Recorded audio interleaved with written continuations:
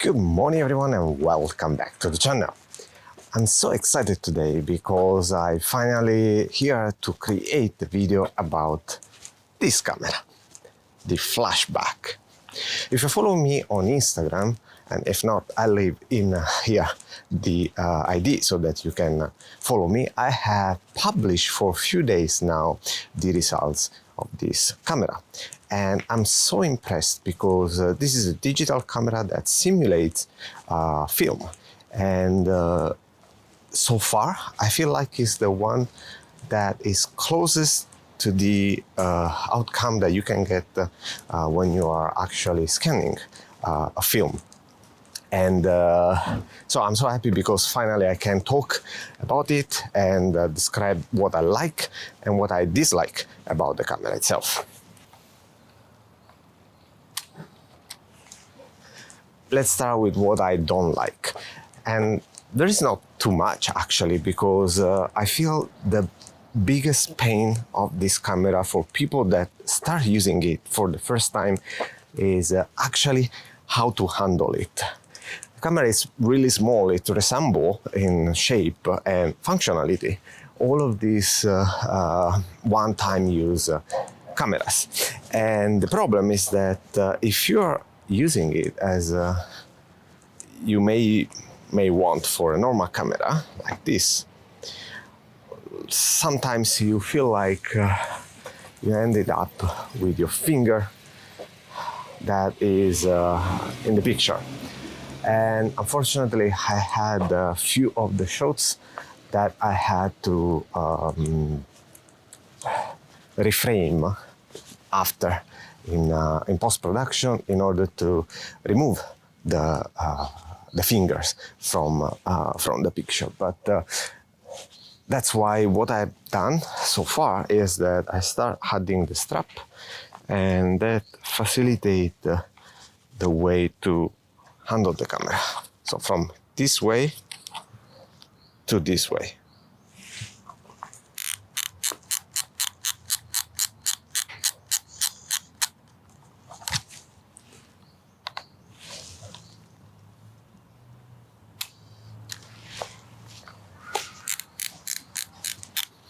Now this may sound really small things, but actually is something that if you are not paying attention, because usually you grab the camera this way, well, you ended up that at the end when you develop your photo, and we will talk about that later, you have to reframe the picture and remove all the part that simply shows your finger. I think that's the only main problem of the camera, because actually for simple usage, the camera performs really well. In fact, battery-wise, it's great, no problem so far. It doesn't have any screen, so there is no real consumption except when you use the camera itself just to shoot it.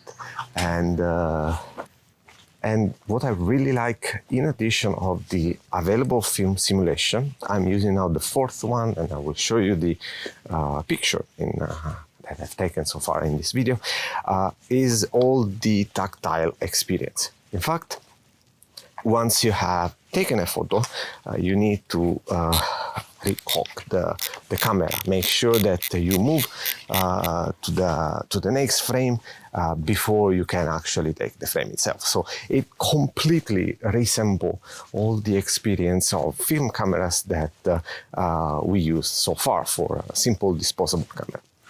And there are no other settings you have to take, except when you start to load a new film. You just need to select which film you want, and if you want them to be developed immediately, like a normal digital camera, or if you want them to be developed after 24 hours.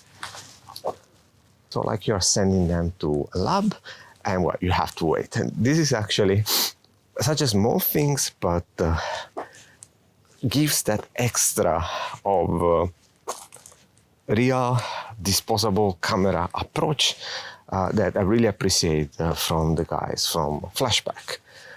Again, you can choose whichever you like of the two options. I personally keep choosing the waiting 24 hours. So I send to the lab, the virtual lab, and just wait that my film is going to be developed. And all of this process, again, is done in the app. That's really nice. They made this app so simple to use and so well designed. Actually, it provides great results. Again, as I was mentioning, it gives you the opportunity to select a different amount of film simulated, and you can also again download all of them, but you can also, and this is in beta, download the raw file, so without any filter applied. I think this is an additional options that still gives you the opportunity to handle the photos as you want. And if on your computer you have your own presets, you have a specific film like film simulation that you like, well, with a raw file, you can practically apply this new filter to them, but still enjoying the practicality of disposable style camera as this one. Now, to who I recommend this camera. I use it a lot during these days to better understand on what type of usage I may have. I feel like there are two approaches that may be good for this.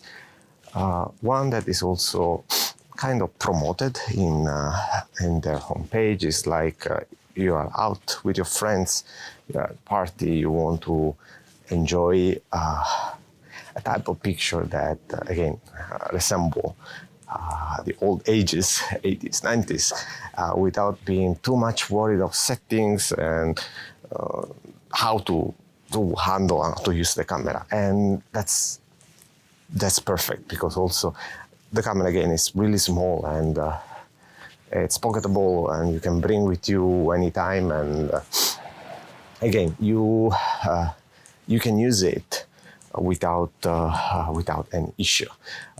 But also, me as a street photographer, I really appreciated the fact that I can achieve some astonishing results in terms of photo quality and the quality of the applied filter without, again, being too much worried of losing the right shot. In fact, except the time taken to load the new frame, the only thing that I have to do is to look at the finder and click, and that's all. And the fact that is technically limited to 27 frames per roll, well, it makes me also keep valuing each of the frame that I'm going to take. When we're using a normal digital camera, we may potentially not focus too much on, I have how many space on my memory card I have. You just keep shooting. This one, well, there is a counter on top, and when it's finished, the roll is finished. So well, you load a new one, of course. So it's an infinite again, but gives you a little bit of different approach, in my opinion.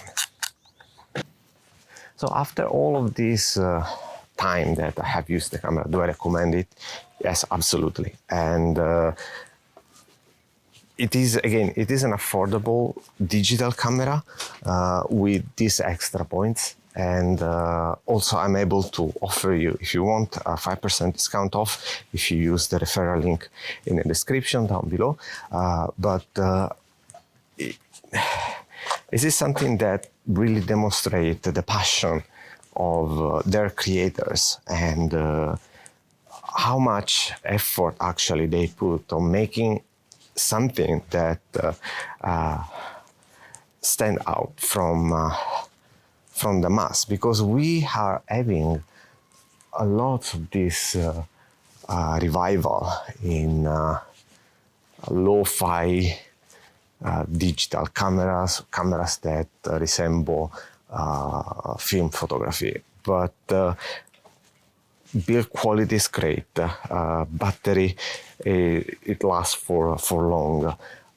Quality of the pictures are great. So this is really showing you that the camera, it puts itself at an upper level compared with the competition. And again, I'm recently using a lot of these cameras that add the tactile experience, add the filter that remember you the 70s, the 80s, the 90s. And so far, probably this was the most easy to use, that gives you super quickly the right outcome for that you're actually looking for.